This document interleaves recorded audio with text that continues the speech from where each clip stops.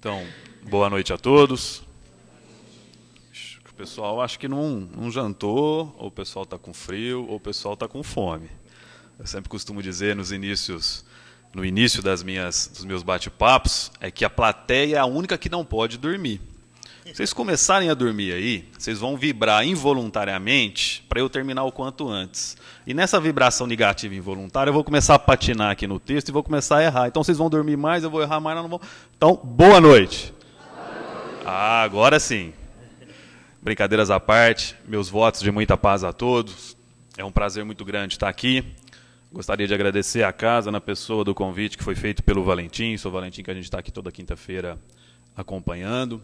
É a primeira vez que eu tenho a oportunidade de trazer um pouco das nossas ideias para vocês, e a gente traz isso na semana da USE Regional, a 47ª Semana Regional, um evento promovido pela USE Regional. Eu queria aqui aproveitar a oportunidade e registrar o meu agradecimento também por ter feito parte, dos oradores inscritos nessa semana, agradecer o Jean, que é o presidente da USE Regional, um trabalhador afinco da doutrina espírita, faz um trabalho belíssimo, com muita vontade, e agradecer também, principalmente a vocês, por estar aqui hoje, que nós tenhamos uma noite de muita luz, de muita paz e, sobretudo, de muita evolução. Eu vou começar citando o capítulo 6 do livro Nosso Lar, intitulado Precioso Aviso. Logo após a oração da manhã, André Luiz, ainda acamado, recebe a visita de Clarencio e de Lísias. Ministro Clarencio chega com todo o seu afeto, com todo o seu carinho, com todo o seu sorriso e pergunta para André: "E aí, André, como está? Está melhor?" André Luiz, ainda ligado aos laços materiais do aperfeiçoamento moral, diz a ele mais ou menos o seguinte: "Clarencio, tenho que reconhecer que já melhorei, mas ainda assim carrego dentro de mim uma mágoa muito grande. Ainda carrego dentro de mim toda a saudade dos meus filhos, da minha querida Zélia, de todos aqueles que lá deixei. Eu fico preocupado em saber como eles estão se portando nesse momento. Eu aqui nessa angústia, com essas dores abdominais, que já melhoraram, é verdade, mas ainda sinto muito." Clarencio e Lísias, sentindo mais ou menos para onde ia o tom da conversa, sentam-se e continuam ouvindo André Luiz, sem interrompê-lo. "Veja bem, André, eu trabalhei tanto lá no plano... Veja bem, Lísias, eu trabalhei tanto lá no plano material, tive um fim tão trágico, chego aqui, passei aqueles momentos difíceis naquele lugar horrendo que vocês chamam de umbral, enfim, não estou contente, não estou bem, quero sair daqui." André Luiz, nesse momento, começa a chorar, "e eu preciso da ajuda de vocês, eu não estou sentindo bem. Estou muito triste, estou muito amargurado." Calmamente, o ministro Clarencio espera que ele termine a sua fala e diz mais ou menos assim para ele: "Você quer realmente a cura espiritual?" André diz: "Sim, claro." "Então é o seguinte, a primeira coisa que você tem que aprender é não falar de si próprio. E ainda que fale de si próprio, você não tem que lamentar. A bênção que Deus te deu com a oportunidade de estar aqui nesta casa é para o seu reajustamento. Todas as dificuldades pelas quais você passou, seja no plano material, seja após o seu desencarne, é tudo fruto de um contexto maior para o seu engrandecimento. Se você não souber aproveitar as oportunidades que a casa oferece, se você não souber aproveitar as dádivas que Deus te dá, você não conseguirá. A dor faz parte do processo de aprendizado. A dor faz parte do processo de engrandecimento. E a sua não é diferente de ninguém. Da mesma forma que Deus está te amparando neste momento, Ele ampara seus semelhantes lá no plano material. A você aqui compete aproveitar as oportunidades que nós estamos te dando, todos os tratamentos necessários, para que você um dia esteja melhor para poder visitar os seus." Aí André Luiz, já meio que chacoalhado com a lição, entre aspas, reconhece que estava errando, continua ouvindo. "Então, André, vamos aproveitar as oportunidades. A hora de você melhorar é agora. Aqui já é o momento para você parar de reclamar de si próprio." Aí, mais uma vez, o ministro Clarencio repete a pergunta: "E aí, André, como é que está? Tudo bem?" André Luiz tinha parado já de chorar. "Devo reconhecer, Clarencio, que já estou bem melhor e aproveitando as oportunidades que Deus me dá." Essa lição traz para nós a importância da reflexão acerca da dor, o caráter pedagógico da dor. Allan Kardec, quando codificou a doutrina espírita no Livro dos Espíritos, ele desnudou para nós e trouxe a revelação de que, porque maior que seja a nossa dificuldade, maior que seja o nosso problema, ele é passageiro. A dor é passageira. E se ela acontece naquele momento comigo, existe uma razão de ser. Porque Deus não quer penalizar ninguém. Deus não quer maltratar ninguém. E tudo aquilo que acontece comigo é fruto dos meus próprios atos. É fruto do meu próprio plantio. Se não é nessa vida, se não é nessa oportunidade, vidas passadas explicam o sofrimento atual. Aí está um dos grandes, vamos dizer assim, uma das grandes revelações da doutrina espírita, no sentido de dizer que o quê? Que nós tivemos oportunidades anteriores, antes dessa, e teremos muitas outras após essa. Entretanto, nós ficamos desesperados no primeiro momento de aflição. A primeira dificuldade que surge já é motivo para nós desesperarmos. Estou tendo a oportunidade de fazer parte de um grupo aqui da casa de estudos aos sábados, coordenado pelo Adolfinho, querido Adolfo, também um grande batalhador da doutrina, no qual nós estamos estudando curas espirituais. O trabalho vai ser apresentado numa liga de pesquisadores da academia em São Paulo, e nós estamos tendo a oportunidade aqui. Pegamos 2 casos de curas espirituais aqui, em Franca, inclusive um caso da casa, e passamos a estudar como isso acontece. Num pouco que a gente avançou na nossa pesquisa até agora, que está apenas no início, é muito grande, e com certeza teremos muita coisa boa pela frente, o pouco que a gente avançou até agora, aquilo que a gente pôde aferir foi de que a dor vem para poder ajudar a gente. A doença, sob o ponto de vista material, incurável, nada mais é do que um momento para a gente refletir a respeito do que acontece. Nós tivemos a oportunidade, através de uma evocação, de conversar com o Dr. Fritz. E foi feita a pergunta: por que existe a dor? Por que veio a doença? Por que o irmão passa por esse processo? Mais ou menos ele disse o seguinte: isso tudo serve como agente deflagrador de uma renovação íntima. Isso tudo serve para que esse irmão, neste momento, reflita acerca dos seus atos. Quem aqui é humilde quando está 100%? Quando está com o dinheiro no bolso, quando está com saúde, quando está bonito, belo, quando o time ganhou, né, principalmente se for o Corinthians. Quem aqui é humilde quando acontece tudo isso? Ninguém. Eu, principalmente, falo por mim.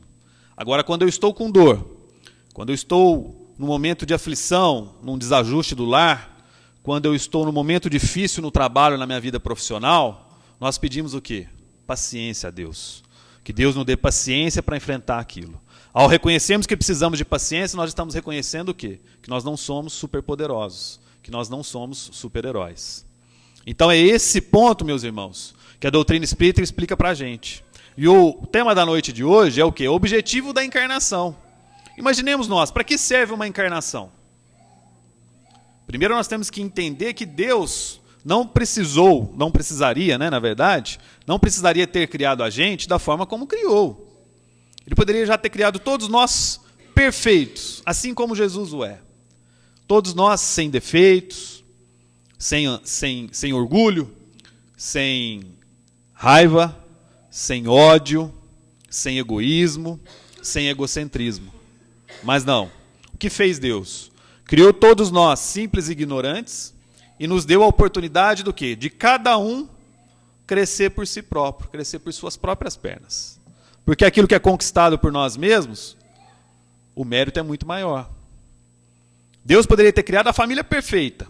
Já todos nós encarnávamos já casados, já com os filhos perfeitos, todos nós já sabedores da doutrina espírita e de qualquer outra doutrina religiosa, já espiritualizados, mas ele não fez isso. E a questão 132 do Livro dos Espíritos, mais ou menos pergunta o seguinte aos espíritos amigos: para que serve uma encarnação? Aí vem, no primeiro momento, para que cada ser, para que cada espírito consiga atingir a sua perfeição. E no segundo momento, para que cada ser contribua com a obra maior de Deus, no sentido do quê? De ajudar todo o planeta, de ajudar a todos no sentido de coletividade e família universal, para que todos tenham a oportunidade do aperfeiçoamento. No livro A Gênese, Allan Kardec explica para a gente: a obrigação que tem o espírito encarnado de prover o alimento do corpo, à sua segurança, ao seu bem-estar, o força a empregar suas faculdades em investigações, a exercitá-las e desenvolvê-las. Útil, portanto, ao seu adiantamento é a sua união com a matéria. Daí o constituir uma necessidade a encarnação.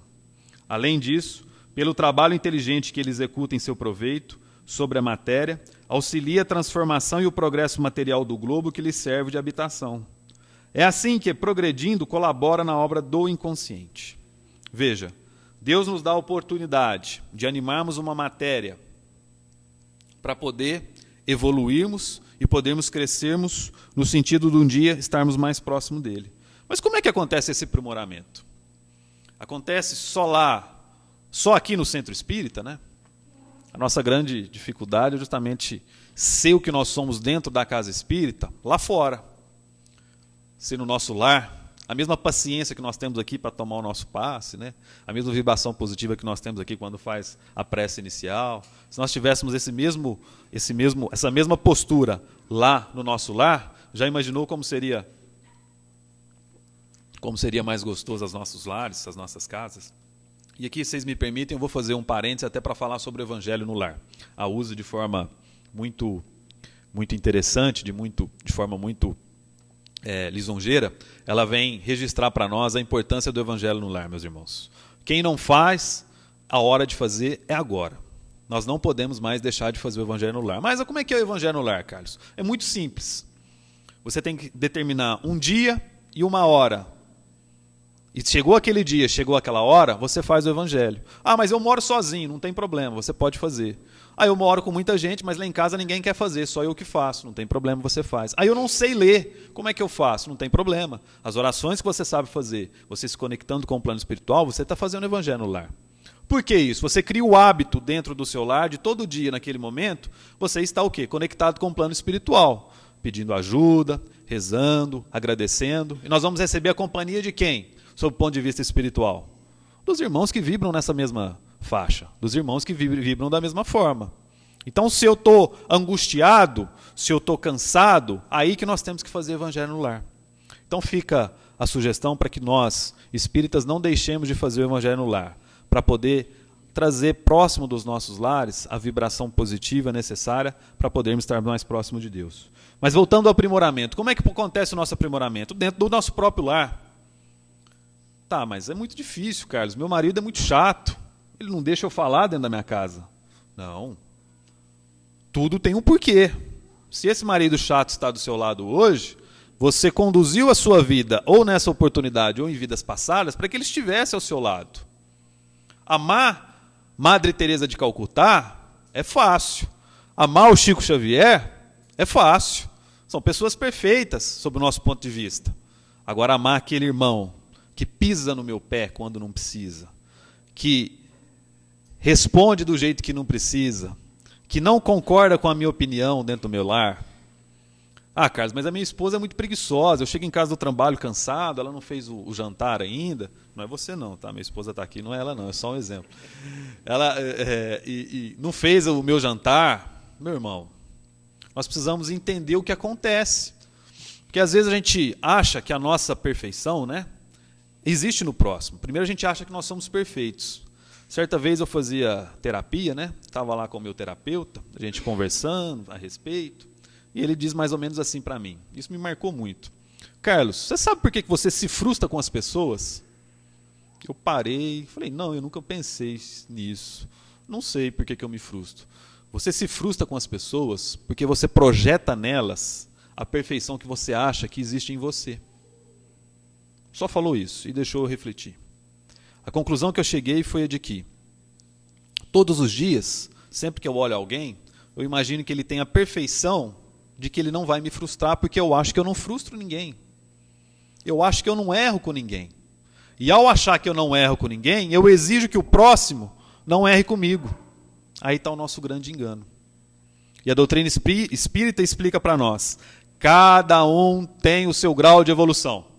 Cada um está no seu estágio. Feliz daquele que já está no estágio mais avançado, consegue olhar para trás e ver os irmãos no estágio menos avançados e não discrimina, mas estende a mão para poder ajudar. Chico Xavier dizia que nós não devemos testar o estágio evolutivo do próximo. O que é testar o estágio evolutivo do próximo? É exigir paciência, é exigir perdão, é exigir caridade, é exigir fraternidade do outro. A doutrina espírita explica para nós que nós não devemos preocuparmos com a evolução do próximo, mas com a nossa evolução. Se você está evoluindo, você já está fazendo a sua parte, você já está contribuindo com sua encarnação, com o segundo motivo lá da questão 132 do Livro dos Espíritos. Faça a sua parte. Ao fazer a sua parte, você estará ajudando o seu filho, você estará ajudando o seu marido, você estará ajudando o seu pai, a sua mãe, o seu governante, o seu patrão, o seu chefe, quem quer ele que seja. Ah, mas é muito difícil. Não. Os pequenos gestos, nós devemos começar nos pequenos gestos. Ah, Carlos, mas pequenos gestos, dá bom dia, boa tarde, boa noite, muito obrigado, volte sempre, sorri. Isso não salva ninguém, isso não é progressão para ninguém. Vou contar uma historinha para vocês que pode ilustrar um pouco diferente. Certa vez, um diretor de um frigorífico, lá situado na cidade de São Paulo, veio visitar uma unidade aqui no interior. Chegando aqui, ele passou pela portaria, cumprimentou o vigia, foi até o pessoal da limpeza e da Copa tomar um café, cumprimentou todos eles, foi no setor de recursos humanos, foi no setor de contas, contabilidade, produção. E ele era muito curioso, ficou andando o dia todo pela unidade frigorífico e começou a entrar nos lugares e tal. Aí foi conhecer a câmara fria. Eles tinham começado uma nova câmara fria grande, capacidade enorme, né? Então você tinha que pôr uma roupa específica, aquelas roupas de esquimó, né, que a gente fala, entrar dentro da câmara fria. Ele entrou, só que ele esqueceu do horário. Já era a hora do pessoal ir embora da unidade, ir embora do frigorífico. Ele entrou lá, imagina o que aconteceu. Entrou, trancaram ele lá dentro. De forma involuntária, evidentemente, eles não sabiam que ele estava lá. Ele estava lá para o fim da câmara, quando ele olhou para trás, bateram a porta. Ele saiu correndo, bateu do lado de dentro, mas câmara vedada, grande, né? Ninguém ouviu, foi todo mundo embora. Aí ele entrou em desespero, o desespero que todos nós temos costumeiramente. Começou a chorar, rezar, pedir a Deus, pegou o telefone para ligar para a esposa para pedir perdão, mas não dava sinal, porque estava isolado, né? A primeira ação era pedir desculpa, ele queria pedir perdão por tudo que tinha feito, porque sabia que ia morrer. Estava rezando, quando de repente o que acontece? Alguém abre a porta. Quem será? Quando ele olha, era o vigia lá da portaria. Ele agradeceu, abraçou, beijou, muito obrigado. Nossa, eu rezei tanto, mas como você descobriu que eu estava aqui? O vigia falou, o senhor é um dos poucos diretores que quando vem aqui, faz questão de cumprimentar todos nós. O senhor passou por mim lá na entrada, perguntou como ia a minha família, como estava meu dia de trabalho, se meu time tinha ganhado ou tinha perdido, conversou comigo. O senhor é o único que faz isso. E o senhor faz isso quando chega, e o senhor faz isso quando sai. O senhor fez na entrada, mas até agora não fez na saída. Eu percebi que todos os funcionários deixaram a unidade e o senhor tinha ficado aqui para dentro. Então eu comecei a passar pelas salas, como não encontrei o senhor em lugar nenhum, imaginei, ele só pode estar na câmara fria. Veja, um ato pequeno, singelo, de cumprimentar um subordinado até bastante baixo na linha de produção, quer dizer, ele nem lá da vigilância, né, um serviço até terceirizado, salvou a vida desse homem. E nós? Fazemos os nossos bons gestos, os nossos pequenos gestos, para sermos salvos pelos nossos irmãos? Quando nós vemos na casa espírita, fazemos questão de cumprimentar todos os irmãos? Fazemos questão de perguntar como vai o nosso irmão, de fazer uma oração pelo nosso irmão que passa por um momento difícil. Hoje mesmo, na outra casa que a gente frequenta lá no Francisco de Assis, no grupo de WhatsApp, veio a notícia que uma adolescente, ainda não se sabe, num processo de dificuldade, etc. e tal, obsessivo talvez, mas que não quer continuar vivendo, com muita dificuldade, sumiu. Todos ficaram preocupados e todos já começaram a pedir prece. Graças a Deus, aos bons espíritos, ela foi localizada com saúde, está tudo bem. Mas é isso que nós precisamos ter dentro da casa espírita, esse sentido de irmandade, quando a dificuldade de um passa a ser a dificuldade de todos. Na nossa correria do dia a dia, nós não temos tempo para parar e apreciar como está tendo agora os IPs, está tão bonito, muitas fotos rodando na internet, né? A gente não tem tempo para observar a natureza e agradecer a Deus pelos momentos que Ele nos dá de alegria. E a nossa encarnação começa no projeto reencarnatório. Como é que funciona o nosso projeto reencarnatório? É mais ou menos o seguinte, ó. Lá nós estamos no plano espiritual, na erraticidade. Aí nós chegamos por um espírito muito querido e falamos, nós precisamos encarnar junto. Nós precisamos chegar lá, nós vamos formar uma família. Eu vou no papel de homem, você vai no papel de mulher, ou vice-versa, isso tanto faz, isso não é importante. Mas nós vamos chegar lá, nós vamos construir a nossa família, nós vamos ter os nossos filhos, nós vamos vencer todas as dificuldades de orgulho, de inveja, de egoísmo que nós tivemos na encarnação passada, porque nós precisamos reparar isso. Não, tudo bem então nós vamos, os dois espíritos combinam. Mais ou menos o seguinte, chegando lá, nós vamos eu vou jogar a bola para você vai jogar a bola para mim, a gente vai crescer, etc. e tal, e nós vamos progredir aproveitando a bênção da encarnação. Pois bem, chegamos aqui ao plano material. O que acontece? Um joga a bola para o outro vira as costas e fala, não quero jogar mais não. Interrompemos o nosso projeto reencarnatório e não seguimos a nossa jornada juntos.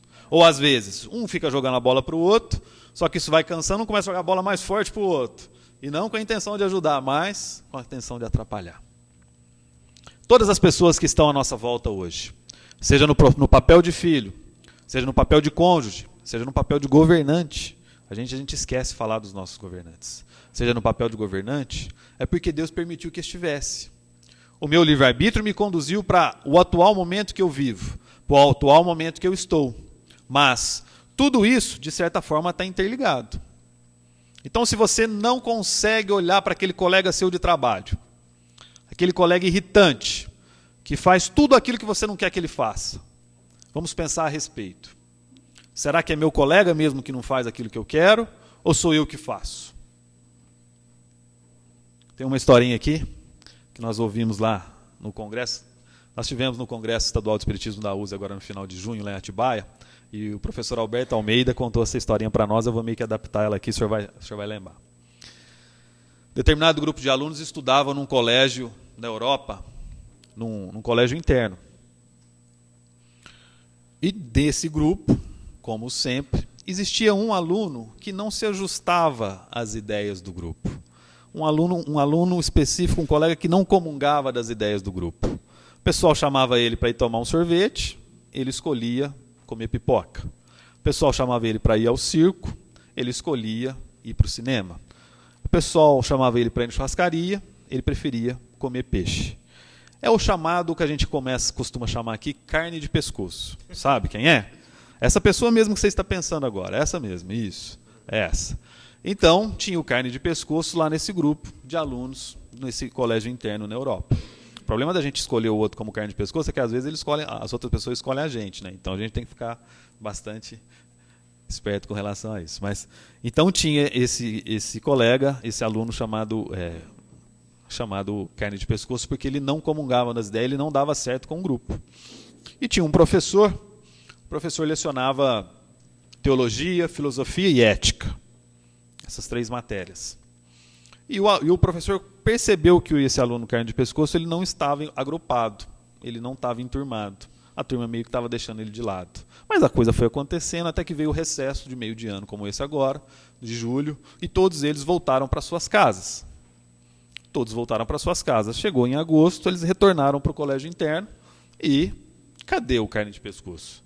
O professor de filosofia notou a ausência dele. Os alunos não, os alunos, como não dava moral para ele, não queria que ele fizesse parte do grupo, deixaram, não, tudo bem, não estamos sentindo falta de ninguém. O professor tomou a iniciativa de ir até a casa do carne de pescoço.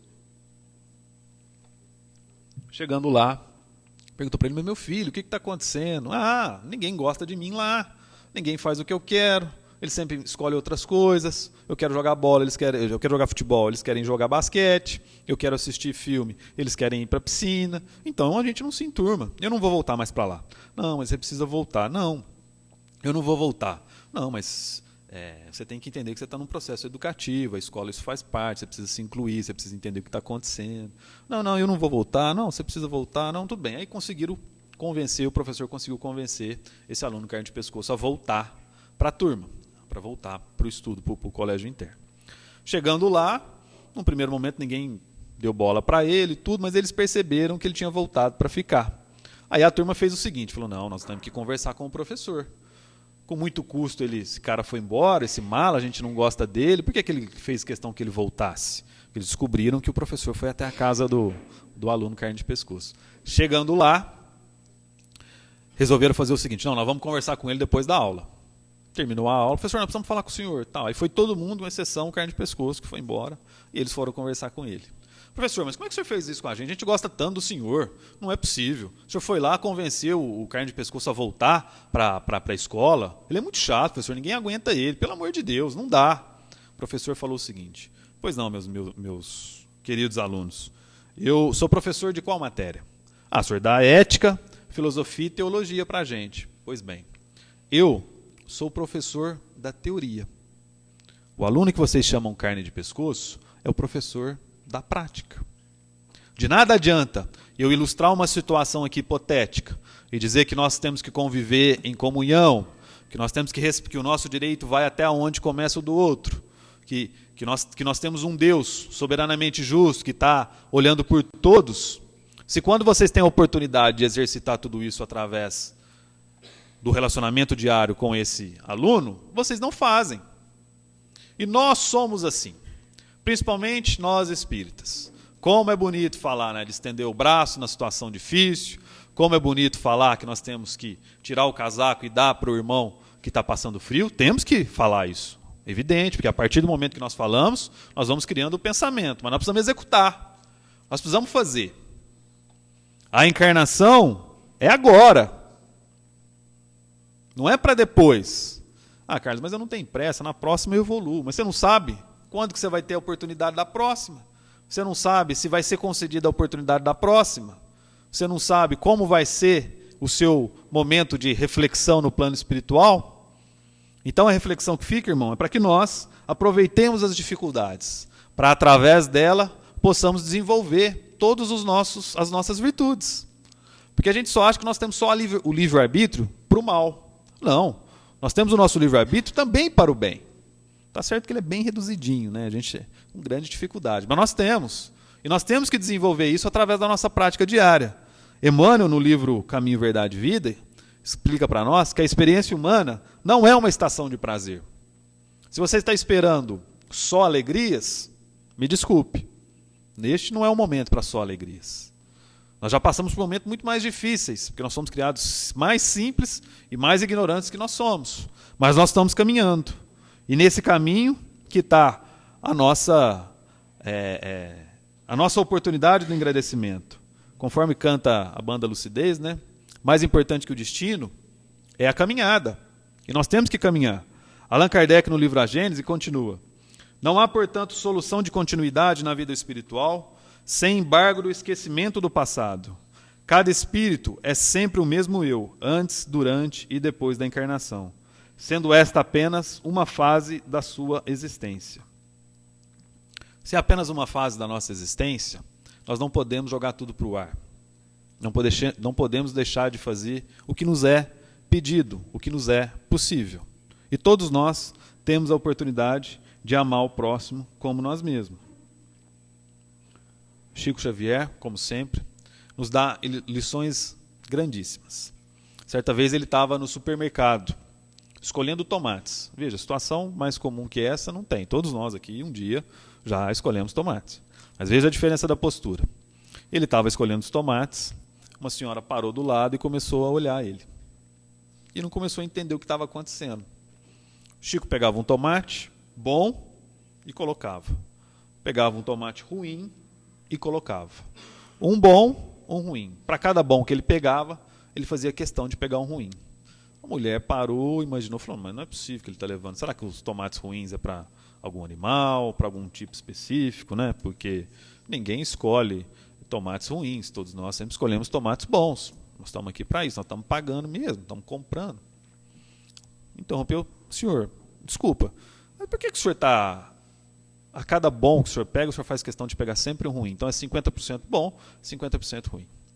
Ele mais ou menos diz o seguinte: minha irmã, se eu levar somente os tomates bons, os irmãos que virão depois de mim vão ficar só com os ruins. E nós precisamos dividir as coisas ruins. Veja, nesse momento... Aliás, agora quando a gente for pegar tomate, a gente vai lembrar dessa história, né? Mas eu sempre lembro quando vou pegar. Mas veja a importância da postura no sentido do quê? Da importância da coletividade, da família universal que somos. Às vezes nós esquecemos que o irmão que está neste momento lá, numa penitenciária, cumprindo a sua pena, quitando os seus débitos com a justiça dos homens, é um irmão nosso. Todos aqueles que a gente vê estampado na Lava Jato são irmãos nossos, que infelizmente escolheram o livre-arbítrio de agir para o mal. E eles têm que acertar as contas deles com a justiça dos homens. Nós criamos leis justamente para isso. Mas nós não podemos achar que eles não têm, que não carecem da nossa fraternidade, que eles não carecem da nossa caridade espiritual, que eles não carecem das nossas orações.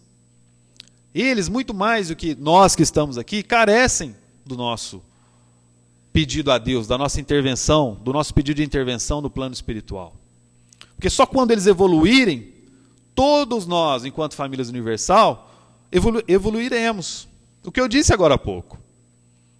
Feliz daquele que olha para trás e consegue ver que tem irmãos em situações mais difíceis que as suas, no sentido do quê? Do aperfeiçoamento moral, que ainda mente, que ainda dá mais valor à matéria, que ainda se desvia nos caminhos do vício da sexualidade, dos entorpecentes e todos os outros vícios. Nós não podemos virar as costas para esses irmãos. Nós temos que orar por eles. E a encarnação, o objetivo da encarnação nossa, enquanto seres em evolução, para ajudar a Deus na transformação, é essa. Ah, mas isso é muito difícil, Carlos. Não, não é. Do mesmo lado que eu tenho a bondade dentro de mim, eu também tenho a maldade. Eu tenho a doçura, também tenho a violência. Tenho a caridade, mas também tenho o egoísmo. Tenho a humildade, mas também tenho o orgulho. Tenho a lealdade, mas também tenho a má-fé. Tenho a generosidade, mas também tenho a avareza. A escolha de seguir um caminho ou outro é meu. Agora, nós não podemos achar que os irmãos que escolhem o egoísmo, o orgulho, a inveja, o materialismo, vai chegar perto de Deus. Não. Ninguém aqui vai para Ribeirão Preto pegando o sentido de Uberaba. São sentidos opostos. Se eu quero ir a Ribeirão, eu tenho que sair aqui pela Canto Portinari para chegar a Ribeirão Preto. Se eu quero ir a Deus, eu tenho que ir para qual caminho? Jesus. O papel de Jesus, quando teve a oportunidade da sua encarnação, foi justamente mostrar para nós que é possível vencer as dificuldades, as vicissitudes do materialismo aqui. Que ainda assim é possível amar o próximo mais, amar o próximo tanto quanto a si mesmo. Ah, mas ele é Jesus, Carlos. Não. Mas ele não precisa, primeiro ponto, ele não precisaria ter encarnado.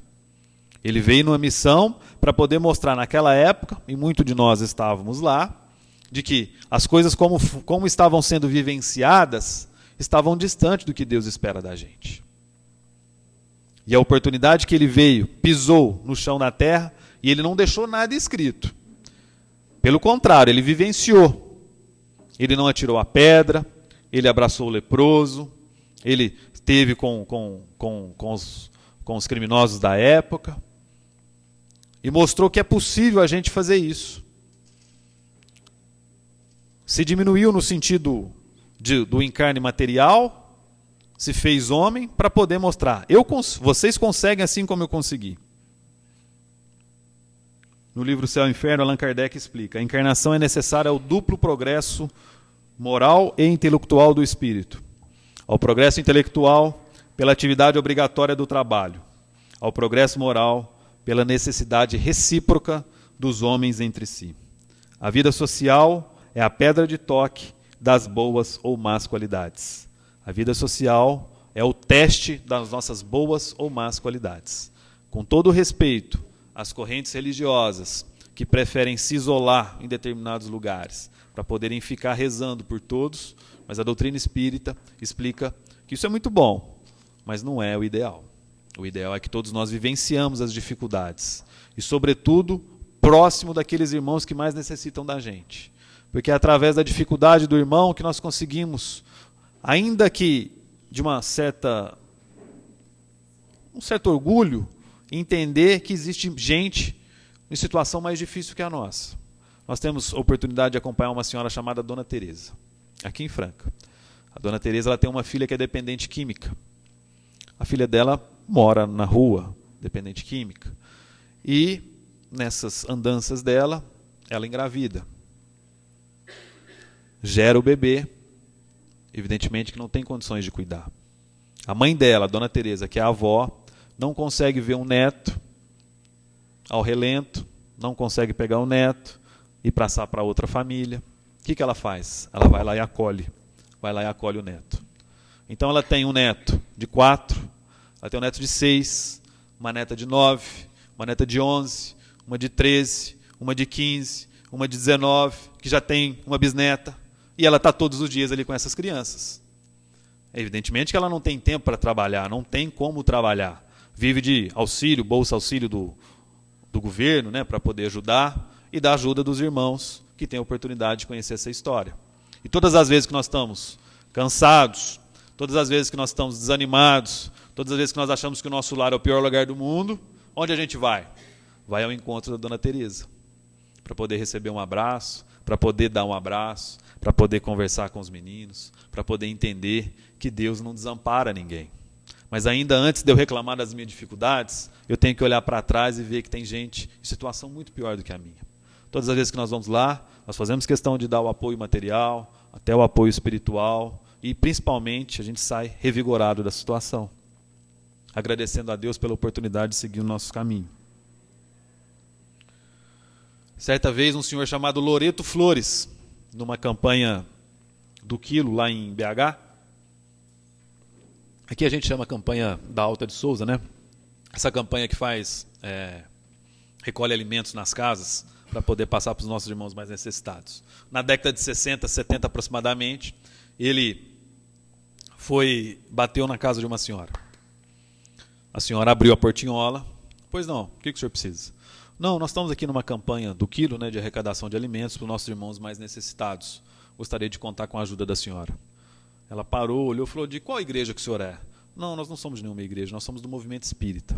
Nesse momento, a senhora cuspiu pela portinhola no rosto do Sr. Loreto Flores.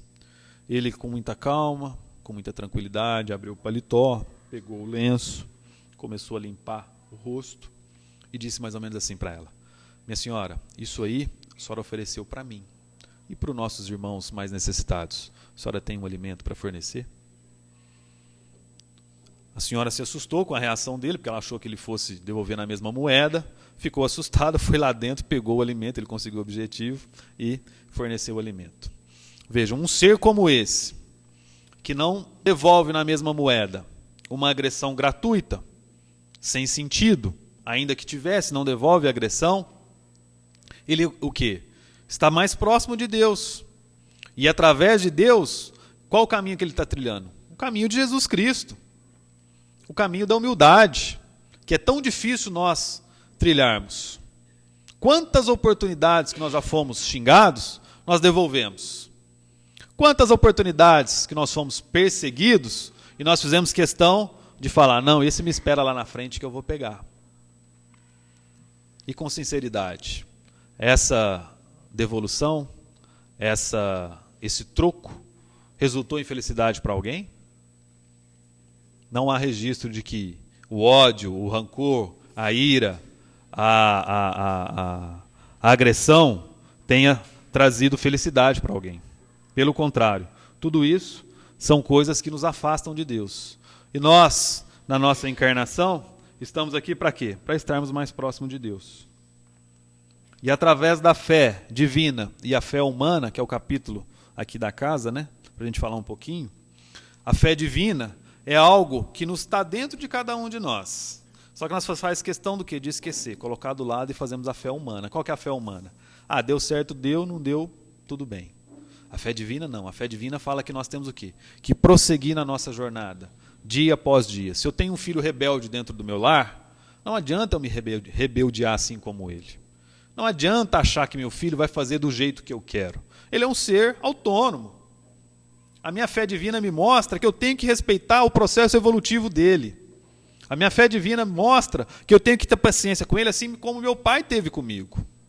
As minhas ideias, as minhas vontades, na minha época de adolescente, eram diferentes das ideias do meu pai.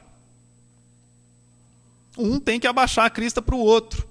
E a fé divina é isso. É acreditar que ainda que as coisas estejam com dificuldade, ainda que as coisas estejam difíceis, Deus não desampara ninguém. Se desamparasse, muitos já não estariam aqui. Nós passamos aí, como eu citei o caso dessa menina, os adolescentes hoje são muito tendentes, são muito influenciados, são muito tentados ao quê? A falar tchau, não quero mais continuar aqui porque aqui está muito difícil. O mundo está tão materialista, com tanta pressão, que nós transportamos isso para os nossos filhos, eles não aguentam. E quem tem que amenizar a pressão? Quem tem mais condições de suportar a pressão? Somos nós. Porque, infelizmente, o mundo materialista nos explica o quê?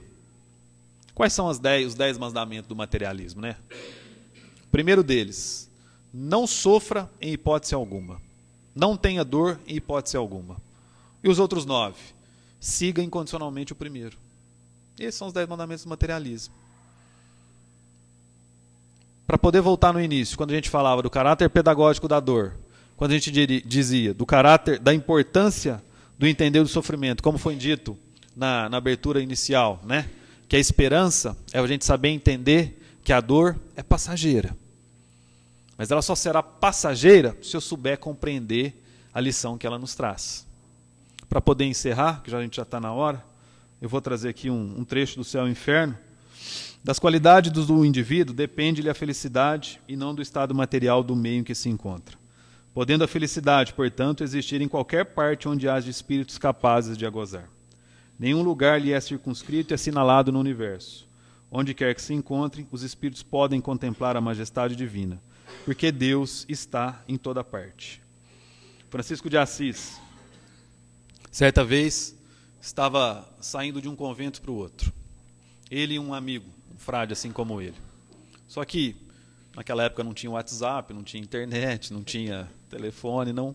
A informação no convento de destino não chegou de que eles iriam para lá. Era um momento de inverno como agora, estava nevando, e eles foram caminhando, chegando lá no convento de destino, bateram, nós somos lá do convento tal, nós viemos aqui para cá, nós viemos vivenciar com vocês essa semana. Um frade, um tanto quanto carne de pescoço, mais rebelde, abriu e falou, não, nós não estamos esperando ninguém, não. Vocês não vão poder entrar, mas como? Nós viemos de lá, nós andamos mais de 10 quilômetros, não. Vocês não vão entrar, não. Fechou a porta e deixou os dois para fora do convento. Estava nevando. O frade que estava do lado de Francisco de Assis sentou numa pedra, começou a rezar, chorar, falou, não, agora nós estamos mortos. Com esse frio aqui, sem roupa adequada, a gente não vai conseguir passar a noite aqui. Se a gente for voltar, já está escurecendo, nós vamos morrer no caminho. Como é que nós vamos fazer? Francisco de Assis pulava de alegria, cantava, pegava a neve e jogava para cima, batia as duas pernas no ar, assim, né? Isso é quando a gente faz quando está alegre, né? Batia as duas pernas no ar. Aí, esse colega dele olhou para ele e falou, você está passando bem? Sim, claro. Não, mas não é possível, nós estamos aqui prestes a morrer, você está alegre, contente. Francisco de Assis diz mais ou menos o seguinte, eu sempre pedi para estar nas mãos de Deus. Todas as minhas orações eu peço que Deus me coloque em suas mãos e me conduza o meu caminho. Se isso está acontecendo, Ele fez isso comigo. Agora eu estou nas mãos de Deus. Eu tenho certeza que a minha fé divina vai me salvar. Nós não vamos morrer. Tenho certeza que algo de muito bom vai acontecer conosco. Terminou de falar isso, o que acontece? Um outro frade abre a porta. Nossa, mas vocês estão aí fora há muito tempo, não deu tempo de avisar o pessoal lá dentro que vocês viriam, vamos entrar. Colocou os dois para frente. Que tenhamos a fé divina para poder seguir o nosso caminho. Porque a felicidade não é sobre ter todas as pessoas do mundo para si. É sobre saber que em algum lugar alguém zela por ti. É sobre cantar e poder escutar mais do que a própria voz. É sobre dançar na chuva de vida que cai sobre nós. A gente não pode ter tudo. Qual seria a graça do mundo se fosse assim? Por isso prefiro os sorrisos e os presentes que a vida trouxe para perto de mim. Também não é sobre tudo que o seu dinheiro é capaz de comprar, mas sim sobre cada sorriso a se compartilhar. Também não é sobre correr quanto tempo para se ter sempre mais, porque quando menos se espera, a vida já ficou para trás. Segura teu filho no colo, sorria e abraça teus pais enquanto estão aqui, porque a vida é trem-bala, parceiro, e a gente é só passageiro, prestes a partir. Meus votos de muita paz a todos.